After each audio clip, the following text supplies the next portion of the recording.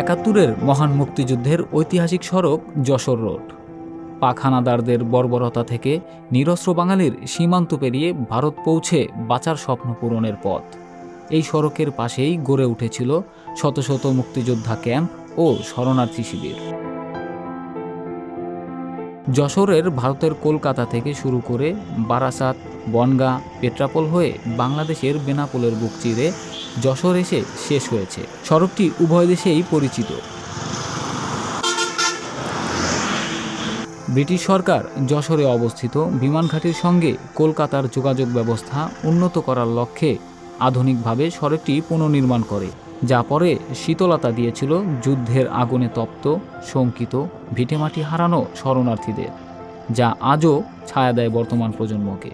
মুক্তিযুদ্ধ আমরা চোখে দেখিনি, তবে আমরা শুনেছি আমাদের যশোর বেনাপোল যে মহাসড়ক, এই সড়ক দিয়ে মুক্তিযুদ্ধের সময় অনেক বাঙালি তাদের জীবনকে বাঁচাতে ভারতে গিয়েছিল এবং প্রশিক্ষণ নিয়ে এর পথে ফিরে এসেছিল। কিন্তু এই যে ইতিহাস, এটা আগামী তরুণ প্রজন্মকে জানাতে গেলে এই সড়কের একটি পুনর্নির্মাণ এবং সড়কের একটি নামকরণ বিশেষ প্রয়োজন। সরকারের কাছে আমাদের বিনীত অনুরোধ যে এই তাৎপর্য এবং ঐতিহাসিক এই রাস্তাটিকে ভবিষ্যৎ তরুণ প্রজন্মের কাছে তুলে ধরার জন্য এবং তাদের জানানোর জন্য এটার একটা নামকরণ অতীব জরুরি।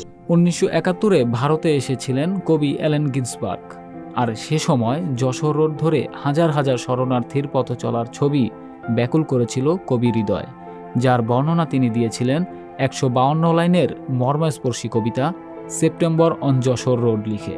গিন্সবার্গের ওই কবিতায় সুর দিয়ে সেই গানকে বিশ্ববাসীর কাছে পৌঁছে দেন বব ডিলান। আর দক্ষিণ পূর্ব এশিয়ার একটি রাস্তায় নিরীহ মানুষের যন্ত্রণার কথা পৌঁছে যায় সারা বিশ্বে। যশোর বেনাপোল সড়ক ব্যবহার করে মানুষ অনেকে পালিয়ে গিয়েছিল ভারতে, কিন্তু আজ সেই 52 বছর হয়ে গেছে বিজয়ের, কিন্তু সেই সড়কের কোনো নামকরণ করা হয়নি বা কোনো স্মৃতি বা কোনো মাইল ফলক করা হয়নি। ইতিহাসের দীর্ঘ পথ পাড়ি দিয়ে স্বমহিমায় আজও দাঁড়িয়ে আছে এই গাছগুলো। আঁকাবাঁকা এই সড়কের ছায়া শীতল প্রতিটি গাছ ও ধূলিকণায় যেন মিশে আছে 71-এর শরণার্থীদের দুঃখ দুর্দশার কথা। এত গর্ব ধারণ করেও দেশের কোথাও নেই এই যশোর রোডের নির্দিষ্ট কোনো নাম। তাই যশোর রোডের ইতিহাসকে অক্ষুণ্ণ রাখতে এবং সরকারিভাবে এই সড়কের নামকরণের দাবি জানিয়েছেন স্থানীয়রা। সংবাদ, ফিচার ও অনুষ্ঠানের জন্য ভিজিট করুন সংবাদ প্রকাশের ওয়েবসাইট এবং যুক্ত থাকুন ফেসবুক পেজ ও ইউটিউব চ্যানেলের সঙ্গে।